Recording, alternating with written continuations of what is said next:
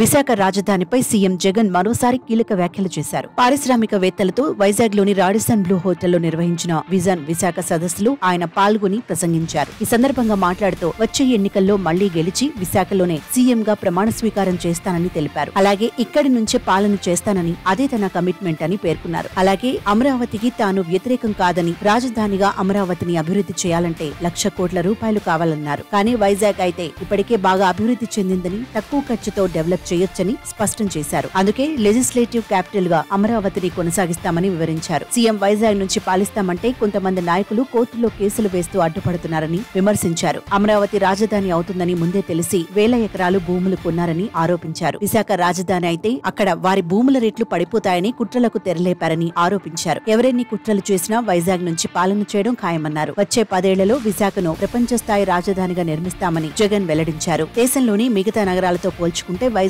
చాలా త్వరగా అభివృద్ధి చెందుతోందని తెలిపారు. రాష్ట్రానికి విశాఖ చాలా ముఖ్యమైన బ్యాక్ బోన్ గా ఉండబోతోందని అన్నారు. భవిష్యత్తులో హైదరాబాద్ కంటే వైజాగ్ అభివృద్ధి చెందుతుందని అభిప్రాయపడ్డారు. విభజనలో భాగంగా హైదరాబాద్ కోల్పోయామని, దాని ప్రభావం నేటికి ఉంటోందన్నారు. ఓవైపు అభివృద్ధిని కొనసాగిస్తూనే ముఖ్యమైన వ్యవసాయ రంగాన్ని కూడా ఉరకలు పెట్టిస్తున్నామన్నారు. ప్రస్తుతం వ్యవసాయం ఏపీలో 70% వృద్ధిని నమోదు చేసిందన్నారు. రాష్ట్రంలో స్థిరత్వమైన ప్రభుత్వం ఉందని, అభివృద్ధితో కూడిన సంక్షేమాన్ని ప్రజలకు అందిస్తున్నామని చెప్పారు. చాలా రంగాల్లో దేశంలోని ఇతర రాష్ట్రాలతో పోలిస్తే ఏపీ మెరుగైన స్థానంలో ఉందన్నారు. విశాఖను ఎకనామిక్ గ్రోత్ ఇంజిన్ లా మారుస్తామని, విశాఖ ఇంకా చాలా అభివృద్ధి చెందాల్సి ఉందన్నారు. ఈ నగరాన్ని అన్ని సౌకర్యాలతో అభివృద్ధి చేస్తామని సీఎం జగన్ తెలిపారు. బెంగళూరు కంటే వైజాగ్ లో మెరుగైన సదుపాయాలున్నాయని, సముద్ర తీరంలో పోర్టులను అభివృద్ధి చేస్తున్నామని చెప్పారు. ఇందులో రామాయపట్నం, కాకినాడ, మూలపేట, మచిలీపట్నం పోర్టులు కీలకమని తెలియజేశారు. ఈ సందర్భంగా వైజాగ్ లో నిర్మించబోతున్న సచివాలయం నమూనాను ఆయన విడుదల చేశారు.